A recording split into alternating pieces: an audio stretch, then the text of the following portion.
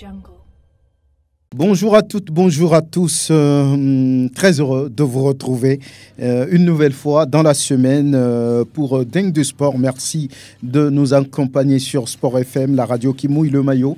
La 91.9 recevable aussi sur le www.sportfmtg.com. Bonne arrivée. On va parler du mondial féminin de football. Ce sera Espagne-Angleterre pour la finale de la compétition. Les Three Lionesses sont éliminés. Les Matildas de l'Australie 3-1 lors de la deuxième demi-finale. Les Australiennes vont tenter de s'offrir la médaille de bronze face à la Suède en match de classement. Et les éperviers dames aussi et juniors sont en préparation pour les échéances à venir. On va en parler. ASK et ASCO jouent le week-end à venir sur le continent. Les Condona jouent contre l'ASFAR. Vous le savez, les chauffeurs de la COSA, eux, attendent de recevoir la FAD, l'Académie de football Amadou Diallo de Côte d'Ivoire. Les deux matchs ont lieu, vous le savez aussi, samedi et dimanche au stade de Kégué. Dingue de Sport aujourd'hui invite Prosper Agboklou, Grégoire Attignon et Gaël Gadegbekou, directeur technique de la Fédération togolaise de natation et de sauvetage. Dingue de Sport, la mise en onde et l'affaire de Okekujo. Et puis la vidéo, comme toujours, c'est Sœur Fonelom. Merci de nous recevoir, à bientôt. Merci de faire confiance à la radio qui mouille le maillot. Sport FM 100 ans. Merci de nous être fidèles. Prosper Agboklou, bonjour, bonne arrivée. Merci Franck, merci pour l'invitation, merci à tous les auditeurs. Grégoire Attignon, merci d'être en studio. Bonjour Franck et bonjour à tous les auditeurs.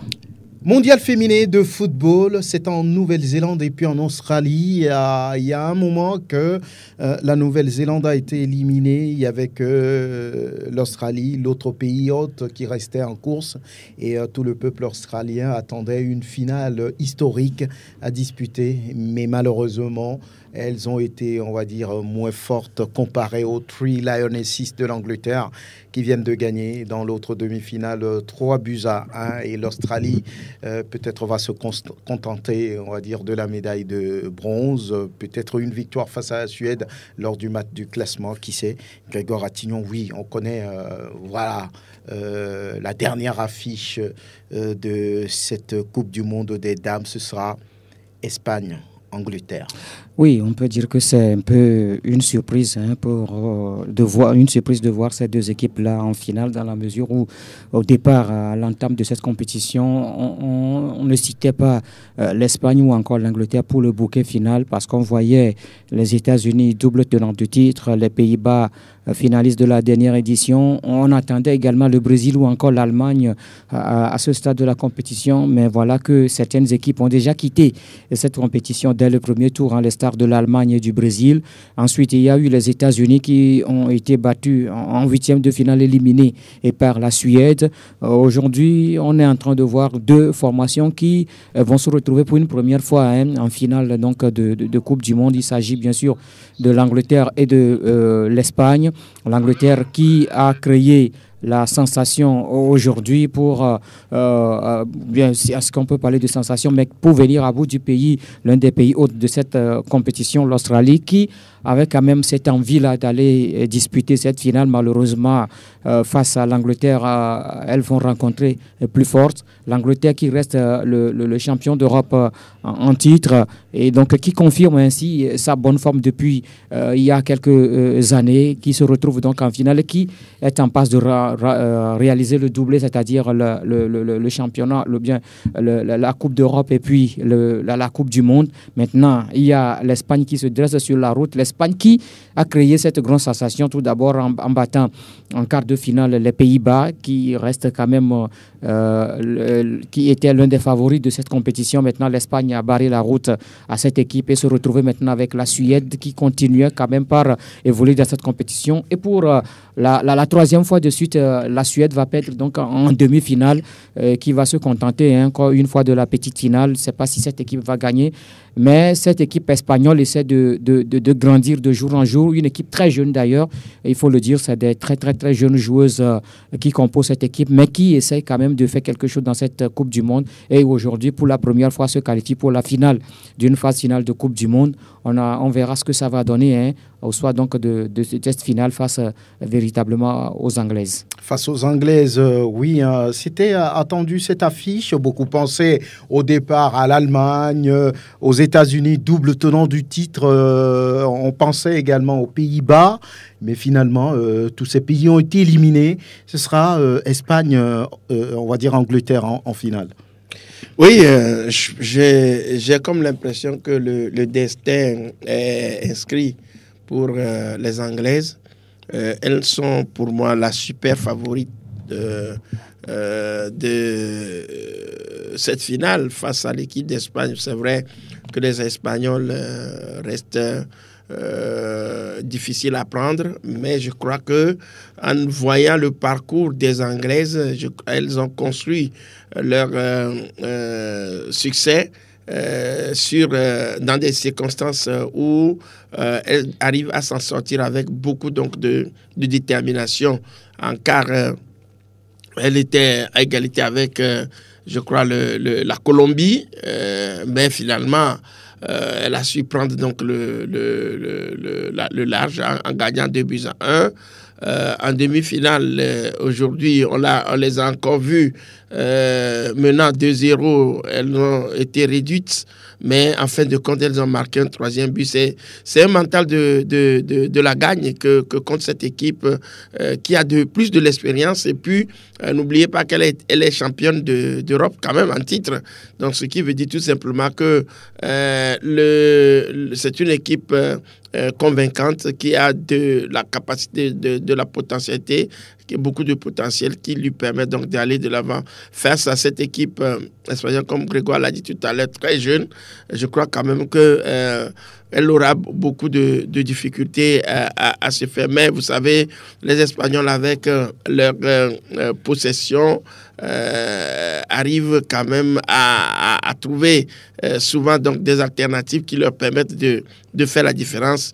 Ça reste une finale ouverte, mais je pense quand même que bon, les Anglaises restent l'une des favorites quand on les revoit contre le Nigeria, avec les difficultés qu'elles ont eues, avec une joueuse en moins, et finalement elles sont arrivées à s'en sortir. Je crois quand même que elle reste pour moi la super favorite de cette finale.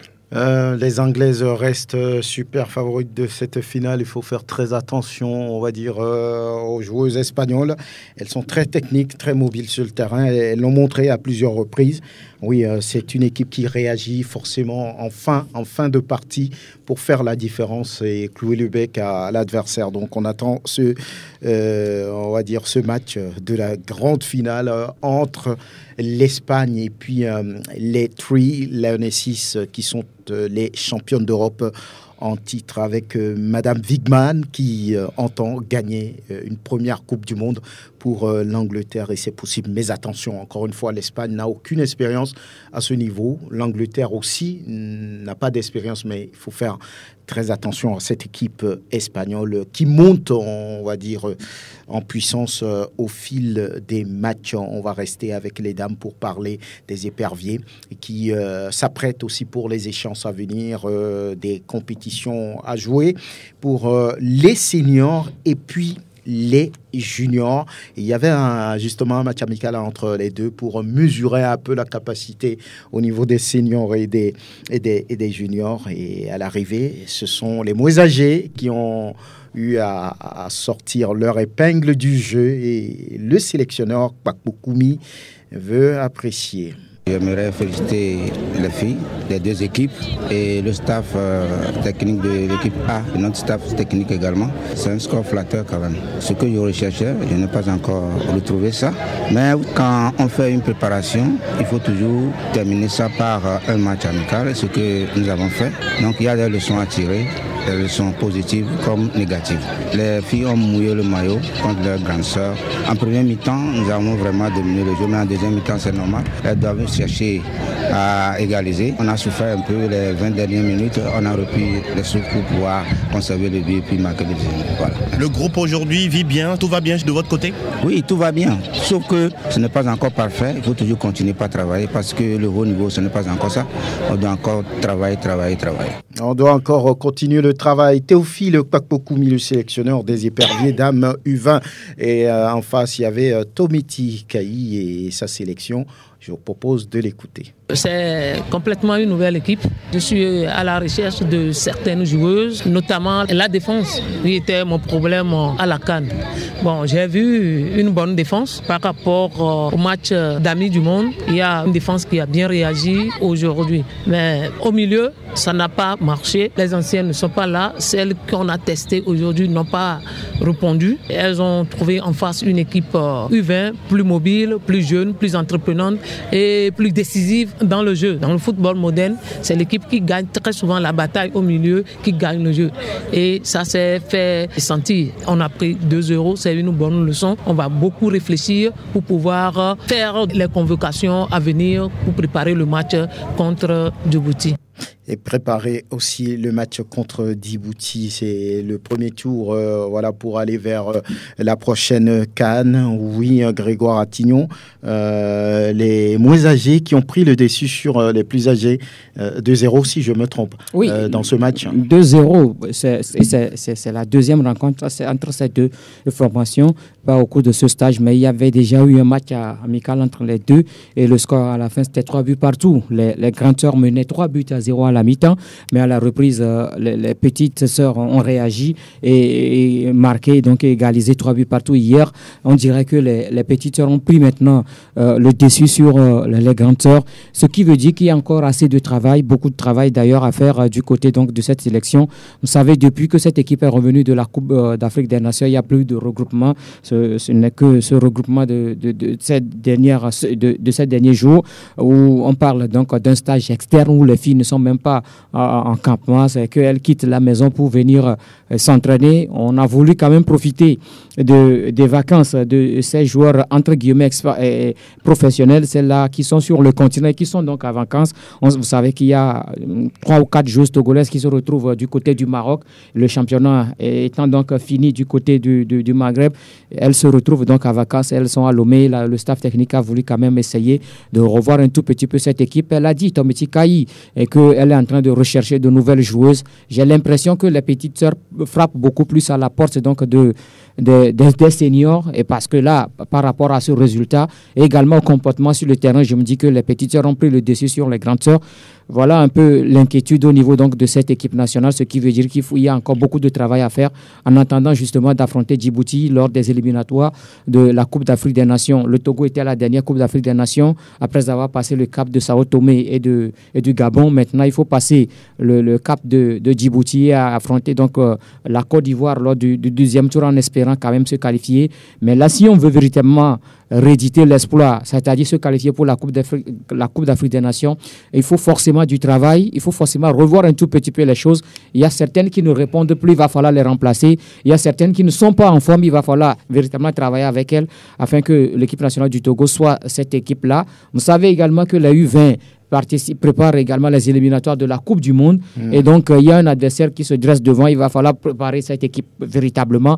Mais quand on prend cette équipe des moins de 20 ans, il y a certaines qui sont déjà du côté de la sélection senior. Quand vous prenez Tatiana Kayaba, l'attaquante d'Asco de Kara est déjà du côté de la sélection senior. Quand vous prenez des jeunes gardiennes ou bien encore des défenseurs qui déjà sont au niveau donc de la sélection senior, je me dis que c'est pratiquement ça la même équipe, mais j'ai l'impression que Tomiti Kayi a voulu veut véritablement changer un tout petit peu les choses, et je crois que ce sont ces juniors ou bien ces moins de 20 ans qui viendront prendre pourquoi pas la place des grandes sœurs. Oui, Prosper Akpoglu, on ne comprend pas la politique, on va dire, de promotion au niveau des filles. Chaque fois, c'est la même chose, ça ne réussit pas, mais on répète les mêmes choses.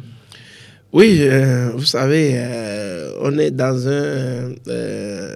le spectre de je dirais tout simplement de l'immobilisme. Parfois, c'est cela. Ce n'est pas la volonté qui manque au niveau de l'encadrement technique. Au niveau de la Fédération de football, j'ai aussi le sentiment qu'on veut bien changer les choses, mais par rapport à la base, c'est ça. Moi, j'ai toujours pensé que c'est la base qui ne réussit pas. Vous voyez, quand est-ce qu'on a commencé le championnat? La première phase a duré combien de temps? Cela fait quand même que les joueuses qui sont parfois, surtout sous pression, à mon avis, n'ont pas grand-chose à donner. Quand on va au niveau des seniors, la majorité d'entre elles jouent en championnat et le temps donc de les regrouper pour les travailler. Et comme l'encadrement technique a même parlé donc d'une certaine renouvellement dans l'effectif, je crois quand même que c'est ça. Maintenant, il va falloir poser clairement la question de savoir qu'est-ce qu'on veut, où on veut aller. On veut s'engager pour la Coupe du Monde, pour la Coupe d'Afrique des Nations. Est-ce qu'on a les moyens réellement de le faire? Et moi, je dis, pour résoudre ce problème, il faut toujours repenser le football féminin aussi à la base. Ce n'est que par là qu'on peut avoir les viviers nécessaires pour pouvoir intégrer l'équipe à chaque fois que les anciennes partent.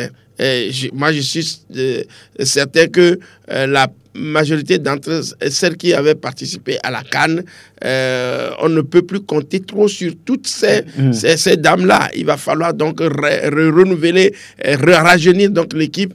Et pour la rajeunir, il faut un travail de base. Maintenant, il faut mettre en place cette structure-là. Et par rapport à la direction technique nationale, c'est-à-dire que c'est des trucs qui sont automatiques.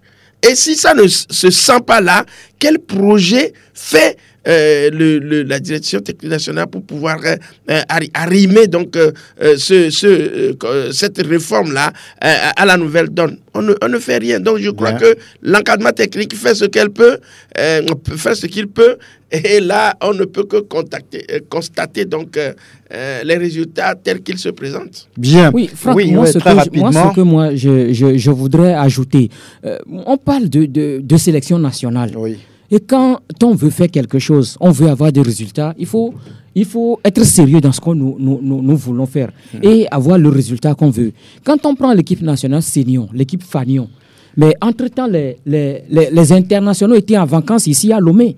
Mais quand est-ce que le staff technique des éperviers du Togo a parlé d'un stage externe? C'est-à-dire que ces professionnels-là quittent la maison pour venir s'entraîner, pour venir participer à ce stage. Mais nous voulons un résultat. Le match des éperviers dames, c'est très bientôt. Contre Djibouti, c'est très bientôt. Mais là, on parle d'un stage externe où les filles doivent quitter la maison pour venir s'entraîner, participer à ce stage. Et à la fin des séances, on rentre encore à la maison le lendemain. Si il y a séance matin, les filles quittent la maison pour venir. Alors qu'il y a des joueuses qui sont à l'intérieur du pays, qui sont à Lomé, qui n'ont pas de... Si une fille n'a pas de parents à Lomé, elle va résider chez qui avant d'aller à ces séances? Et ça, c'est une charge encore pour les responsables de clubs qui sont à Lomé, qui seront obligés d'héberger ces filles-là. Nous voulons avoir du résultat, nous voulons faire quelque chose, faisons-le dans le sérieux. Si nous voulons... que ce qu'ils font... Non, mais ce n'est pas du sérieux, excusez-moi. On parle de 2 sélections nationales qui se préparent pour les éliminatoires à venir. Mais si nous voulons des résultats, mettez les filles dans de bonnes conditions, telles que nous mettons les seniors. Je parle des professionnels qui sont dans des grands clubs à l'extérieur. Quand il y a stage, on les campe et à la fin, ils ont les primes de campement. Il faut également regrouper les filles là dans ces conditions, regrouper les filles à un campement. Comme ça, il y a un suivi. Mais on vient à cette séance d'entraînement, elles rentrent à la maison, on ne sait pas ce qu'elles font, quel suivi y a-t-il. Pourquoi j'ai dit on ne le voit pas. Mais là, vous pensez que c'est du n'importe quoi? C'est du n'importe quoi. Il faut mettre les choses, il faut prendre un peu au sérieux ces équipes. J'ai l'impression qu'on se contente trop des éperviers hommes, les seniors, on les met dans de bonnes conditions et à la fin, on ne voit pas de résultats. Mais quand est-ce que cette équipe nationale masculine du Togo s'est encore qualifiée pour une Coupe d'Afrique des Nations, alors que les filles étaient tout récemment... La dernière fois, c'était en 2017. 2017, et les filles étaient tout récemment à cette Coupe d'Afrique des Nations. Mettez-les dans des bonnes conditions et exiger les résultats, on aura ces résultats-là. Et le staff technique, est-ce que le staff technique parle? Est-ce que le staff technique exige quelque chose? Le staff technique a fait un plan, a fait un programme, un plan d'action. Mais il revient à la fédération d'exécuter ce plan d'action. Mais la fédération dit qu'elle n'a pas les moyens. pour loger ces filles-là à l'hôtel, à un campement. Mais s'il s'agit des seniors hommes, on trouve à chaque fois les moyens. Mais bon, on verra bien. On verra bien. Peut-être on se dit c'est Djibouti. Oui, c'est déjà fait. Après Djibouti, il y aura soit la Tanzanie, soit la Côte d'Ivoire. Ce n'est pas parce que c'est Djibouti. Tout le monde travaille maintenant. Nous voyons un peu ce qui se passe à la Coupe du Monde. Écoutez, aujourd'hui, c'est l'Espagne et l'Angleterre qui se retrouvent en finale. Alors qu'à cette Coupe du Monde, il y avait les États-Unis, il y avait le Brésil, il y avait les Pays-Bas qui étaient les favoris. Mais aujourd'hui, c'est l'Espagne et l'Angleterre. Ces pays sont tombés. Ce qui veut dire qu'il y a un travail qui se fait. Même si ce n'est pas parce que c'est Djibouti, mais l'essentiel voudra quand même... On parle de l'équipe nationale quand même. C'est comme si on organise un amusement. On met les hommes dans les meilleures conditions. Je le dis et je le répète, ces internationaux, les Djenda Konam, les Fodo là-bas étaient en vacances tout dernièrement à Lomé. Mais pourquoi la fédération n'a pas proposé un stage externe pour ces éperviers-là? Et aujourd'hui, les dames sont en vacances, on propose un stage externe. Beaucoup disent d'ailleurs que les éperviers fanions gagnent trop et les primes de campement, il faut les... Et puis c'est des filles en contrat. Très bien. C'est des filles en contrat. Ouais. Si elles se blessent maintenant, oui, c'est pas officiel. Bien. Donc, c'est risqué de leur vie. On va y revenir. Tous ces sujets vont être toujours d'actualité. Le temps pour nous de respirer juste une seconde. Et l'on parle maintenant natation parce qu'il y a encore une compétition à venir très bientôt. Et nous avons en studio le directeur technique de la Fédération togolaise de natation et de sauvetage, Gaël Gadegbekou. Bonjour, bonne arrivée. Bonjour Franck. Tout va bien? Ça va, ça se passe bien. Oui, qu'est-ce qui va se passer au Ghana très prochainement? Alors, très prochainement, nous avons le championnat d'Afrique, zone 2 Afrique, au Ghana, voilà. Et donc, c'est un championnat qui concerne seulement la zone 2. Et prennent part à cette compétition 14 pays, dont le Togo. Et donc, le Togo s'est préparé pour envoyer nos ambassadeurs là-bas. Et donc, ils sont au nombre de 8. Voilà. Et ils sont au nombre de 8. Ils vont concourir dans quelle épreuve? Ils vont faire le croge, le dos crawlé, la brasse, le papillon. Tout ça est au programme? Oui, tout ça est au programme. Alors, chacun a sa spécialité. Et donc...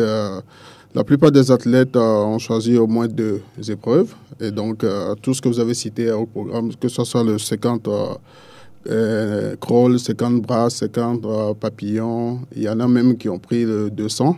Voilà. Et donc, je rappelle que notre ambassadrice qui revient du Japon aussi fait partie du groupe. De la délégation. Voilà, de la délégation, voilà. C'est peut-être l'occasion pour lui de descendre encore son chrono, qui sait, mais il n'y aura pas Giordano Dao et puis d'autres. On va donner la chance à ceux qui évoluent ici. Et parmi ce groupe, y a-t-il des nageurs qui s'illustrent, qui tapent dans les yeux déjà, à part Marie Amenou qui va les accompagner? Oui, bien sûr. Déjà, au niveau des filles, à part Marie Amenou, elles sont 2 de plus. Donc, toutes les filles, elles sont 3.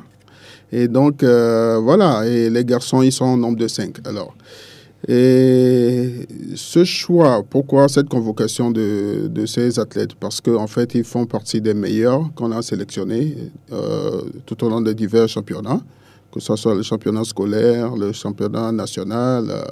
voilà, la Coupe de l'Indépendance, voilà. Et donc, ce sont des nageurs constants. Et donc, aujourd'hui, on leur a donné la chance de participer à leur premier championnat d'Afrique. Et donc, voilà, c'est la première fois qu'ils vont à cet événement. Et donc, voilà, ils vont pour s'affirmer, je vais dire ça comme ça. Alors, les 8 nageurs, vous avez parlé de 8. Oui. Ils viennent d'où? Alors, ils viennent des différents clubs, voilà. Et donc, les clubs, alors, ce sont les 2 ou 3 meilleurs de chaque club, voilà. Et donc, quand on a les résultats de ces divers championnats, voilà, ce sont les 2 ou 3 meilleurs. Voilà. Alors, ça commence du 18, ça prend fin quand? Le 20. Le 20. Et l'objectif pour le Togo, la Fédération togolaise de natation, c'est d'aller chercher quoi? Alors, l'objectif premier, c'est de faire découvrir à ces jeunes ce que c'est d'abord un championnat d'Afrique, parce que ces jeunes ne sont jamais sortis de Lomé. Voilà, donc ils vont découvrir ce que c'est le haut niveau, ils vont se frotter à d'autres athlètes, c'est déjà ça. Parce que quand on parle de natation togolaise, on a souvent On se réfère souvent à Maria Menou et puis Jordano Daou, voilà. Oui. Et donc, c'est une première, voilà. Donc, il faut laisser la chance aux jeunes. Ils vont aller pour apprendre, ils vont voir ce qui se passe à l'international, voilà. Ils vont découvrir d'autres pays. Et puis, voilà, déjà ici, les entraînements qu'on a pu faire, et par rapport au temps qu'ils ont pu enregistrer aux divers championnats, leur temps aujourd'hui est meilleur. Voilà. Et donc, chacun d'eux a amélioré leur temps de 2-3 secondes. Et puis, bon, voilà, on a fait un dernier test la dernière fois sur un bassin de 50 mètres. Voilà, ça promet. Ça promet. En tant que directeur technique, bon, vous envisagez combien de médailles ou bien, bon, on laisse le temps aux nageurs de se faire plaisir. Vous ne pensez pas forcément aux médailles, c'est ça? Non, c'est pas qu'on ne pense pas aux médailles. C'est-à-dire, les médailles, elles vont arriver. Parce que, vous savez, on revient d'un championnat du monde au Japon, à Fukuoka. Et donc, alors, le seul Africain qui a pu nous faire plaisir, c'était un Tunisien. Et donc, il a pu s'imposer parmi les grands, parmi les géants. Et donc, voilà, quoi. Vous allez comprendre que c'est un travail de longue haleine, à long terme. Et donc, déjà, quand on prend part à ces genres de compétition et les athlètes ont à cœur d'améliorer d'abord leur propre colon, ça veut dire qu'on est en train de faire un travail qui promet. Voilà. Et donc, alors, dire que, bien sûr, on passe aux médailles parce que déjà, ces athlètes ont eu plein de médailles ici à Lomé. Maintenant, c'est le lieu, je disais, de se confronter à d'autres et savoir que, voilà, la natation ne s'arrête pas seulement au Togo. Donc, voilà. Et donc, bon, je dirais qu'ils vont découvrir, ils vont apprendre et puis, voilà, ils vont, quand ils vont revenir, ils vont encore plus se mettre au travail. Se mettre au travail. Donc, vous n'allez pas en fanfare, en bombant le torse pour dire oui, nous on va tout rafler, mais vous y allez, on va dire, voilà, comme un pays qui veut apprendre, mais qui derrière, ben, si le trou s'ouvre, on peut rentrer dedans et ramener quelque chose. Bien sûr, parce que déjà, on ne va pas pour être la dernière nation en termes de points. Voilà, parce que, voilà, je disais tantôt, il y a 14 pays. Et donc, écoutez, le Togo ne fait pas partie des derniers. Hein. On est meilleur que certains pays. Bon, je peux les citer ici, si vous voulez. Voilà, comme donc, qui, par exemple comme le Burkina Faso, j'affirme ce que je dis. Voilà. Et donc, je suis directeur technique, je sais à peu près qui arrive avec quel temps, quel chrono ils ont et tout. Voilà. Et je sais aussi quel travail le staff technique a fait. Voilà, donc voilà, je peux m'affirmer aujourd'hui. C'est sûr, on va pas être parmi les dernières nations. En victime résignée. Non, en victime résignée, voilà. Très bien, on va dire tout simplement que oui, vous parliez du Tunisien, c'est Ahmed Afnaoui qui a gagné le 1500 mètres en nage libre. Oui, et puis le 800 si je me trompe. Donc voilà, qu'est-ce qu'on peut dire avant de partir ? Bon, déjà, merci pour tout ce que vous faites. Et puis, voilà, et nous exerçons les bonnes volontés à nous épauler parce que prendre part à ces genres de championnats, c'est pas du tout facile. Et donc, moi, aujourd'hui, je tire mon chapeau au président parce que il y a ces genres de compétitions, on ne prenait pas part. Et puis, aujourd'hui, de mémoire, on n'a jamais envoyé 8 athlètes. Voilà. C'est peut-être 2 ou 3 de par le passé ou 4, voilà. Mais aujourd'hui, ça veut dire que, voilà, la politique derrière, c'est une bonne politique. Et puis, bon, voilà, nous encourageons. Maintenant, c'est ceux qui travaillent, ceux qui bossent, ceux qui sont les meilleurs, on va présenter. Et ces poulains, mais si ça continue, ils font des efforts. Un beau jour, ils vont représenter le Togo à les grandes compétitions internationales aussi. Voilà. Merci Gaël Gadegbekou. Il est le directeur technique de la Fédération togolaise de natation et de sauvetage. Merci d'être venu. On parlait donc du tournoi de la zone 2 qui a lieu au Ghana à partir du 18. Bon courage à vous et puis à très bientôt. Merci beaucoup, Franck. Et Asco de retour sur l'échiquier continental dès ce week-end, dimanche 20 août 2023 au stade de Kégué à partir de 15h. Pour ce match, pour ces retrouvailles entre les Kondona de la COSA ou bien les Kondona du Togo désormais, les quadruples champions du Togo en titre et les militaires de Rabat, champions du Maroc. Voilà, c'est des retrouvailles puisque les deux clubs ont déjà joué en phase de poule de la Coupe de la Confédération africaine de football la saison dernière. Il y avait 1 partout et puis 5-1 pour le club marocain. On va tout de suite écouter le président de ASCO de Kara, Menya Singbe. Personnellement, j'aurais préféré un club, je veux dire, de la région ouest-africaine, de l'Afrique centrale. Exactement. Là, on tire encore un club maghrébin. Ce sont les règles du jeu, on n'a pas le choix. Et de toute façon, le plus important sera de continuer à progresser, quel que soit le résultat. Quand on veut grandir, il faut toujours passer par les grands. C'est aussi ça? Oui, absolument. C'est un carrefour obligatoire. On aurait préféré que ce carrefour-là soit un peu plus tard dans la compétition. Là, il arrive maintenant. On n'a pas le choix, mais j'ai quand même bon espoir. Je pense que les joueurs ont appris des expériences de l'année dernière et ils reviendront armés. En tout cas, ils n'ont pas peur. Ce n'est plus le même staff ou bien ce n'est plus le même coach. C'était Abalo, maintenant c'est Amani, l'Ivoirien. Est-ce qu'il connaît l'ASFAR? Oui, tout à fait. Je crois que il ne connaît pas forcément l'ASFAR d'aujourd'hui, mais il a quand même une bonne expérience des clubs maghrébins. Il faut dire que l'ASCO de cette année a changé, a évolué. Les phares ont évolué également, puisqu'ils ont changé d'entraîneur, ils ont changé quelques joueurs aussi. Ils ont d'ailleurs recruté un Togolais que nous connaissons bien pour l'avoir affronté quand il jouait à la CK. Exactement. Donc, c'est deux équipes différentes de celles de l'an passé qui vont s'affronter. Mais Gnassingbé, président d'ASCO du Togo désormais, puisque le club est sur le continent. Nous sommes à 4 jours de ce rendez-vous entre le club marocain et celui togolais. Avantage, oui, sur le papier aux militaires de Rabat, rien à dire. Mais là, ce n'est plus forcément ASCO qu'on a vu l'année dernière. Il y a un nouveau staff et puis beaucoup de joueurs qui sont arrivés. Mais est-ce que ce n'est plus ASCO de la saison dernière? Je ne sais pas trop. Dans la mesure où nous allons découvrir véritablement cette équipe ce dimanche à travers justement ce match. C'est vrai que ASCO de l'année dernière, moi j'aurais préféré que ça soit l'ASCO de l'année dernière qui continue ainsi dans cette campagne continentale, mais chacun a une vision. C'est-à-dire que du côté du staff d'ASCO, c'est d'aller loin dans cette compétition continentale. Mais voilà que l'adversaire qui se dresse sur la route des Condona est un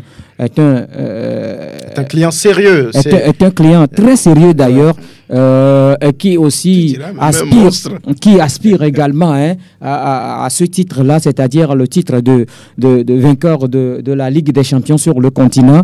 On a vu un peu cette équipe la saison dernière. Le président, je l'ai écouté tout à l'heure, dit que cette équipe a changé. On a changé de staff, donc on a également changé des joueurs. Du côté d'ASCO également, le staff a changé. Certains joueurs sont partis, d'autres sont arrivés. Mais est-ce que véritablement cette nouvelle équipe d'ASCO va prendre avant donc d'affronter cette équipe marocaine? C'est là, moi, mon inquiétude. Parce que, oui, certes, ASCO a disputé des matchs amicaux, beaucoup de matchs amicaux, mais quand on voit un tout petit peu, on jette un regard sur les matchs amicaux disputés, je me dis qu'il reste encore beaucoup de choses à faire. Voilà qu'on ne dispose plus assez de temps. Nous sommes à quelques jours de cette rencontre. Est-ce qu'on aura encore le temps nécessaire pour préparer? Mais les matchs amicaux restent des matchs amicaux et qu'un match de compétition reste également un match de compétition. On sait que quand il s'agit d'une compétition, on connaît un tout petit peu la mentalité des joueurs, la mentalité du staff et également la mentalité des responsables, des dirigeants. Maintenant, du côté d'ASCO de Kara, l'objectif c'est de passer cette étape-là, mais ça va être compliqué. Ça va être très compliqué face à une équipe maghrébine. Je ne dis pas que ASCO ne peut pas battre cette équipe. ASCO peut battre cette équipe. ASCO l'a déjà fait face au club sportif Sfaxien. ASCO avait battu cette équipe ici à Lomé 2-1. Ce qui veut dire qu'ASCO connaît cette équipe de l'ASFA de Rabat pour l'avoir affronté 2 fois la saison dernière. Il faut voir et revoir. Voilà que ce ne sera pas également la même philosophie de jeu du côté de Rabat, parce qu'on vient de changer de staff technique, l'entraîneur qui vient avec sa philosophie, sa manière de faire, raison pour laquelle il recrute d'autres nouveaux joueurs. Il a cité tout à l'heure Ouro Agoro Ismaël, qui sera en attaque donc de cette équipe.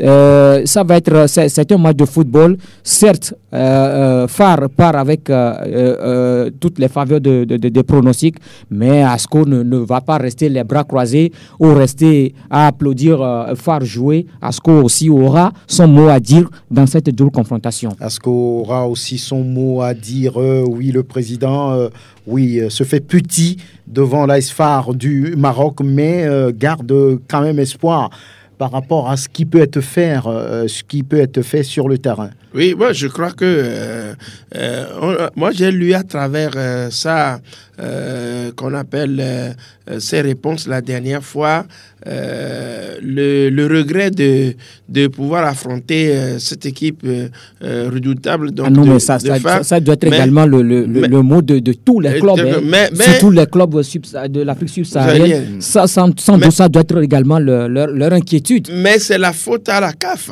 Non, mais la faute à la CAF, comment? C'est un tirage au sort. Non, ce que dit l'année dernière, vous savez que la configuration des coupes africaines a changé cette année, mais on ne laisse plus de champ parce qu'il y a une super ligue des champions qui veut être jouée, donc on est en train de sacrifier les tout petits. Moi, j'aurais voulu qu'on fasse ça en poule et qu'on donne la chance aux 10 meilleurs, enfin aux plus grands, qui seront toujours riches par rapport aux petits. Là, je crois quand même que ça dénature un petit peu. Regardez, nous tous, nous sommes là. C'est un tirage au sort. Oui, à lamenter sur le sort de notre club parce que nous, on veut quand même voir beaucoup de matchs et aller loin.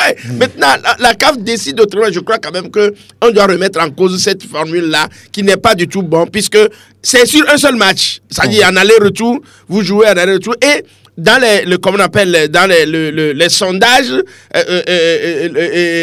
forcément, tout le monde pense déjà que c'est Assoir qui a la cote. Donc, ce qui me dit tout simplement qu'il n'y a pas de l'équité. On est en train donc de bafouer les petits clubs au profit des grands clubs. Oui, donc je crois quand même ça, là, moi, je suis révolté contre ça. Et aujourd'hui, rester à discuter, tout le monde sait que là-bas, c'est un championnat hyper professionnel où les gens sont payés à des coûts de millions. Lasco a déjà fait ce coup en éliminant le club sportif. Oui, mais vous savez, c'est une fois pas ça. Une fois pas ça. Et on n'a pas tellement de chance à croire que nous pouvons éliminer ce club-là. Puis surtout que eux aussi savent que la formule a changé. Ça veut dire qu'ils vont mettre le paquet, comme on le dit souvent, les bouchées doubles pour pouvoir vraiment nous mettre en difficulté. Et surtout que le match allait se dérouler chez nous. Ça va être difficile. Difficile. Et le match retour, vous savez ce qui se passe quand on joue il faut faire le maximum ici. Oui, il faut faire le maximum. Vous savez, à Sfax, le stade était en feu, mais Asco a fait match nul. Mais vous savez, à ce moment au moins, on avait la chance de démarrer le championnat où les joueurs avaient un peu plus de compétition dans les gens. C'est ce que tu disais tout à l'heure. C'est un nouvel encadrement qui est là, qui a recruté de nouveaux joueurs. On n'a pas fait assez de matchs de compétition pour pouvoir gagner en cohésion. Et ça, là, ça va être un problème. Maintenant, moi, ce que je vais dire, c'est que le public doit jouer son rôle. Le public doit jouer forcément son rôle en oubliant carrément que l'équipe n'est pas à la hauteur de l'autre. En oubliant cela, en poussant les joueurs à aller vers l'essentiel. Ce n'est que par là que nous pouvons avoir le salut. Mais on peut tout simplement dire que nous avons les doigts dans la main dans la bouche du crocodile. C'est comme ça se présente. Voilà, par rapport à ce match-là, comme on le dit, beaucoup pensent que oui, le champion togolais, le quadruple champion du Togo en titre ASCO n'a pas les moyens peut-être de passer ce tour, que oui, ça va être très compliqué. Mais lorsqu'on écoute aussi le nouvel entraîneur Yao Amani qui dit « Je ne suis pas un magicien, je viens de prendre le club il y a juste quelques semaines, pour ne pas dire un mois et demi, voire 2 mois. Il est en train de préparer l'opinion par rapport peut-être à ce qui pourrait arriver après ce match. » Oui, ça veut dire, lorsqu'on l'écoute, lorsqu'on analyse ses propos également, qu'il reste plein de choses à faire. Oui, je le disais tantôt, il reste plein de choses à faire. Le staff, n'a pas eu assez de temps pour connaître l'équipe. Quand on prend aujourd'hui cette équipe d'Asco de Kara, il y a les anciens qui sont là, ceux qui sont restés, je ne sais pas s'ils sont encore nombreux parce que certains sont partis. Il y a d'autres nouveaux joueurs qui sont arrivés. Et l'autre chose qui change, c'est également la philosophie de jeu. Parce qu'Amani Yao ne va pas forcément appliquer la philosophie de Jean-Paul Yao Viabalo. Lui aussi, il a sa philosophie de jeu. Peut-être que sa philosophie est portée beaucoup plus vers l'avant. Alors qu'on sait qu'avec Abalo Dossé, la philosophie de jeu, c'est de permettre à Asco de ne pas encaisser beaucoup de buts. Mais voilà que la philosophie d'Amani Yahweh portée vers l'avant. Mais quand vous prenez les matchs amicaux d'Asco de Kara, Asco n'a pas gagné par un score lourd. Alors que dans ce genre de compétition, c'est les résultats qui comptent. À la fin, c'est l'équipe qui aura marqué beaucoup de buts, qui aura la possibilité de disputer le prochain tour. Donc, le match aller à Lomé, Asco est obligé de faire du résultat. Pas forcément gagner 1-0, mais pourquoi pas infliger un score de 3-0 à cette équipe. On sait que ça va être compliqué parce qu'on ne dispose pas assez d'attaquants. Les attaquants, ces attaquants-là qui doivent permettre à Asco de faire ce résultat. Aujourd'hui, ces attaquants ne sont plus là. Ouattara Moutalabou est ces joueurs étaient sur le continent. En principe, Asco, je ne dis pas qu'Asco doit forcément garder ses joueurs, mais Asco doit convaincre ses joueurs à rester parce qu'il y a encore une échéance sur le continent. Les joueurs avaient envie d'aller voir ailleurs et de gagner un peu plus. C'est plus d'argent, voilà, c'est ce qu'il fait. Voilà un peu. Mais la question est de savoir est-ce que Asco a pu aujourd'hui remplacer ces joueurs-là. Voilà donc la question. Parce que quand on prend les matchs amicaux, Asco n'a gagné que 1-0, 1-0, 1-0. Et ce n'est pas suffisant à vos yeux. Ce n'est pas suffisant. On verra bien dimanche. Oui, qu'est-ce qui peut faire la différence pour que Asco puisse s'en sortir? C'est ce que je l'ai dit, c'est seulement le public qui va donner de la voix. Le stade peut être bondé d'hommes. Oui, mais ça c'est sur le terrain, ça se joue. Oui, ça, parfois aussi, c'est une motivation pour le truc. Maintenant, sur le plan tactique, tu as dit tout ce qui entoure cela. La cohésion, pour l'instant, ne peut être au rendez-vous. Les joueurs ne se connaissent pas trop parce qu'il y a beaucoup de nouveaux joueurs qui sont arrivés. Il faut attendre encore un peu. Et c'est pourquoi moi, je mets vraiment en cause ce système d'élimination que la CAF a mis en place. Il suffit qu'on regarde ce qui se passe en Europe et on vient l'appliquer chez nous. Non, c'est parce qu'aujourd'hui, est-ce que ça peut également tomber sur une autre équipe? Oui, c'est parce que les recettes, il faut savoir comment se passent les recettes. Aujourd'hui, en Europe, toutes les petites équipes ont disparu complètement. Vous n'allez plus voir la Bulgarie, vous n'allez plus voir la Hongrie, tout ça. Ces équipes. Panathinaikos a éliminé Marseille. Bon, d'accord, ça c'est pas ça. Donc, je crois qu'il y a beaucoup de choses à dire. Moi, je dirais tout simplement que je ne tire pas à boulet rouge sur cette équipe. C'est notre équipe que nous aimons bien. Elle ne peut prester que par ses moyens de bord. Ce qu'elle possède, c'est avec ça. Ses armes, elle ne peut combattre qu'avec ses armes. Et Dieu seul sait quelles sont ces armes-là. Donc, je crois que on va la pousser, voir ce que ça peut donner maintenant. Le miracle peut se produire. On attend ce miracle-là. On attend le miracle, le temps pour nous d'aller parler de la SCK. Pour annoncer le match de samedi après-midi sur, on va dire, au stade de Kégué, ce match entre la SCK et la FAD. Entendez, l'Académie de football Amadou Diallo de Diékanou en Côte d'Ivoire. C'est un match, on va dire, beaucoup disent, qui est à la portée des chauffeurs de la COSA, mais il faut le prouver sur le terrain. On va donner la parole tout de suite au manager de cette équipe de la SCK, Jean-Marie Hello. La SCK, on a joué un match amical. C'était le 6e match amical. On a remporté tous ces matchs amicaux. C'est pas le résultat qui compte, c'est le comportement des joueurs, ce que le staff inculque à ces joueurs-là. C'est ça qui est très important. C'est le dernier match, certainement. Oui, c'est avant le match contre Afan. Oui, c'est le dernier match. On ne peut plus encore jouer un autre match amical bien avant ce samedi. Donc hier, c'était quand même bien. C'était un bon match d'un bon niveau. L'adversaire était de taille. Raymond de Bobo Dioulasso, classé 5e lors du précédent exercice du championnat burkinabé. Donc c'était un adversaire de taille. On s'est mesuré à eux. Donc on sait à peu près ce qui nous attend ce samedi face à FAD de Diékanou. En bref, l'ACK est prêt pour affronter l'équipe de AFA de Diékanou. Oui, et lorsque vous approchez les joueurs, qu'est-ce qu'ils vous disent? Ils sont confiants, ils sont prêts, malgré quelques petites blessures, quelques bobos qu'on essaie de gérer.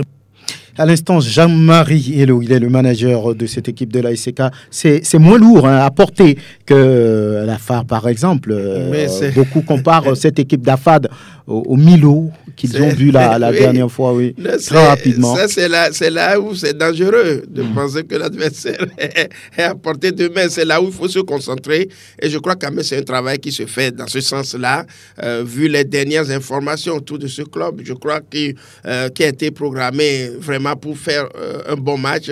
J'ai quand même confiance que cette équipe est bien préparée, qu'elle soit vraiment dans les normes pour pouvoir faire ce match. Maintenant, la concentration, c'est ça qu'on va demander à ces joueurs. C'est plus qu'on a plus confiance en soi, que l'adversaire n'est pas de taille, qu'on s'étire souvent. Et donc, je crois que le seul danger pour ACK aujourd'hui, c'est d'être concentré, hyper concentré. Et quand vous voyez à peu près leur programme de préparation, on a quand même le sentiment que tout a été pris au sérieux et que l'encadrement technique et le staff dirigeant est sûr de son affaire, mais reste quand même prudent face à un adversaire qui est finaliste de la Coupe de Côte d'Ivoire. Pas seulement ça, et 5e au classement, c'est dire que c'est un adversaire de taille. Même si le nom n'est pas trop ronflant, on doit faire extrêmement attention, et je crois que la CK est sur la bonne voie. Oui, Grégoire. Oui, mais je crois que la CK a déjà fait extrêmement attention. Oui, certes, nous savons tous que la FAD vient sur le continent pour une première fois. Cette équipe n'a jamais disputé de Coupe continentale et que la CK est désormais habitué à cette compétition, mais cela ne veut pas dire forcément que l'ACK part avec la faveur des pros. Certes, oui, l'ACK a l'avantage, mais attention, c'est une équipe qui vient et nous parlons des académiciens. Et quand on parle des académiciens, on sait comment le football est total là-bas, donc dans les centres de formation, ce qu'on leur apprend. Et sans doute que ces joueurs-là de la FAD à Lomé vont tenter de contenir un tout petit peu cette équipe de l'ACK afin donc d'aller réaliser un bon résultat au retour. Maintenant, du côté des chauffeurs, il va falloir être beaucoup plus sérieux, beaucoup plus dans le match, parce que là, je le dis, je le répète, quand il y a un match de football, ce qui départage, c'est les buts. Vous marquez assez de buts, vous créez des occasions, il faut les mettre au fond. Et au même moment, il faut que la défense fasse extrêmement attention, ne pas encaisser des buts qui finalement peuvent coûter donc cher à l'équipe. Voilà ce que moi je pense de cette équipe de l'ACK, que les attaquants soient beaucoup plus lucides, réalistes, efficaces devant les buts. Oui, les chauffeurs de la COSA en sont bien conscients parce que là, ce qui s'est passé face au club mauritanien de l'AS Concorde reste encore au travers de la gorge. Et puis surtout les tickets pour ce match entre l'ASK et puis la FAD sont en vente en ligne. Rien qu'en ligne. Composez juste le 99 05 05 05 et puis vous avez les œuvres. Vous mettez, on va dire, CAF Cup, comme vous l'entendez, CAFCUP en un seul mot, et puis vous aurez les infos pour acheter vos tickets en ligne. 99 05 05 05. Merci Prosper Agbouklou, merci Grégoire, merci Sœur Vonelom, merci Okekoudio. À bientôt.